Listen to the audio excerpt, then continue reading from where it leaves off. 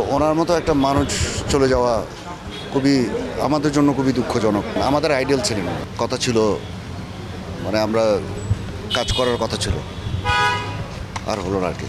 ইন্ডাস্ট্রির জন্য অপূরণীয় ক্ষতি, কারণ ওনার মতো একজন মিউজিশিয়ান, উনি সব দিকে পারদর্শী ছিলেন। উনি একাধারে বাজাতেন, একাধারে গাইতেন।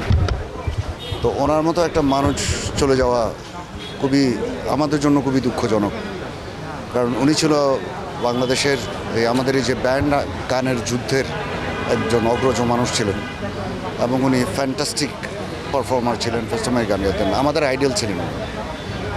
তো ওনার শূন্যস্থান পূরণ কখনোই হয় না কারো শূন্যস্থান পূরণ কখনো। কিন্তু যেটা আগেও বলেছে, আমরা একজন গার্জিয়ান হারালাম। জুয়েল আমাদের ছোট, আমি যতদূর আমার মনে হয় এই ইন্ডাস্ট্রির বা বন্ধুবান্ধবের মধ্যে কেউ জুয়েলকে কোনোদিন খারাপ কথা বলতে শুনিনি। জুয়েল একটা ফ্যান্টাস্টিক মানুষ ছিল, ও অত্যন্ত গুড সোল, অত্যন্ত ভালো মানুষ ছিল। ও একটা যেহেতু ডিরেক্টর ছিল, নির্মাতা ছিল, আমাদের কোনো প্রবলেম হলে, আমার বিশেষ প্রবলেম হলে আমি ওকে ফোন দিতাম, এবং সে সবসময় আমাদেরকে সহযোগিতা করেছে। তো ও একটা মিউজিশিয়ান এবং একজন যেহেতু নির্মাতা ছিল, তো ও কিন্তু মিউজিকটা অনেক ভালো বুঝতো। সেই জায়গাটা আমরা আরেকজনকে হারালাম। এটা আমাদের জন্য অনেক কষ্টের। আমরা আমেরিকা গেছিলাম, আমরা আমেরিকা শো করে এসেছি। আমেরিকা যাওয়ার দুদিন আগে উনি আমাদের স্টুডিওতে আসছিলেন। কথা ছিল, মানে আমরা কাজ করার কথা ছিল, আর হলো না আর কি।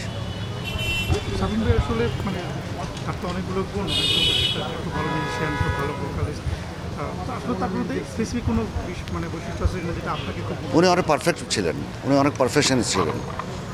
ওনাকে আমি স্টেজে খুব কম দেখেছি এদিক ওদিক বাজাতে। উনি সাংঘাতিক পারফেক্ট, উনি পারফেকশনে খুব বিশ্বাস করতেন। যেটাই বাজছে, যেটা বাজবে, যেভাবে গাইছে একটা প্রজেকশন স্টেজে, উনি আসলে আমরা জানি না পরবর্তী জেনারেশনকে, আমাদের জেনারেশনগুলো উনি কিন্তু একজন আইডল। উনি কিছু একটা সিঙ্গার এভাবেই স্টেজে, এবং সিঙ্গার এবং মিউজিশিয়ান এভাবেই পারফর্ম করে। উনি আমাদের কাছে একটা এক্সাম্পল ছিল।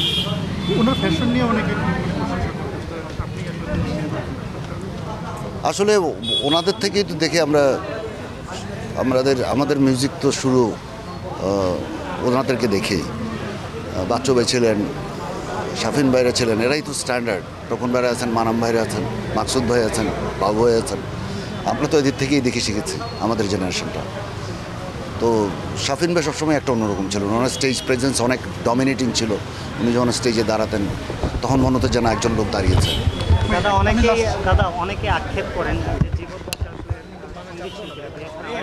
ব্যান্ড মিউজিক যারা করেন তারা প্রকৃত মূল্যায়নটা পায় না, যিনি আজকে অনেকে আক্ষেপ করেন। এটা আসলে এটা বলতে গেলে আসলে বাংলাদেশে কখনোই সত্যিকারের শিল্পীরা মূল্যায়ন হয়নি।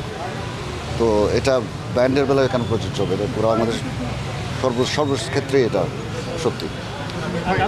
একটা প্রশ্ন আমি করতে চাই, লাস্ট প্রশ্ন।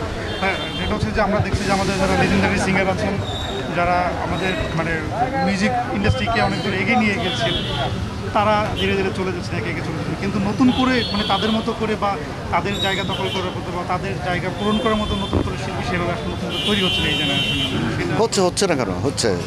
এটাই তো পৃথিবীর নিয়ম, একজন যাবে আরেকজন আসবে, একটা জেনারেশন যাবে আরেকটা জেনারেশন আসবে। হচ্ছে, এখন সবই হচ্ছে, সবই ঠিক আছে। কিন্তু এই শাফিন ভাই এবং জুয়েল এদের আকস্মিক চলে যাওয়াটা আমাদের জন্য কষ্ট। কাজ যেতে তো সবাই হবে আমাদের, এটাই কষ্টকর, অনেক কষ্টকর। অসময়ে চলে গেল। ব্যান্ডে যারা আসলে লিড দিয়েছেন বাংলাদেশের মধ্যে, ব্যান্ড জগৎটা আসলে একটা শূন্যতা হয়ে যাচ্ছে তারা। এটা তো অবশ্যই যারা গেছেন তাদের শূন্যস্থান কখনোই পূরণ হবে না। এটা হওয়ার মতো কথাও না, কারণ ওনারা সেই লেভেলেরই আর্টিস্ট ছিলেন। তো বাকি যারা আছে ওদের দায়িত্ব ওরা করবে, আসবে। এইভাবেই তো একটা জেনারেশন যায়, একটা জেনারেশন আসে, এটা হয়ে যাবে। আমি বাংলাদেশের পরের জেনারেশন নিয়েও খুব আশাবাদী। কিন্তু কথা হলো যে বললাম, আকস্মিক যাওয়াটা এটা খুব কষ্টকর।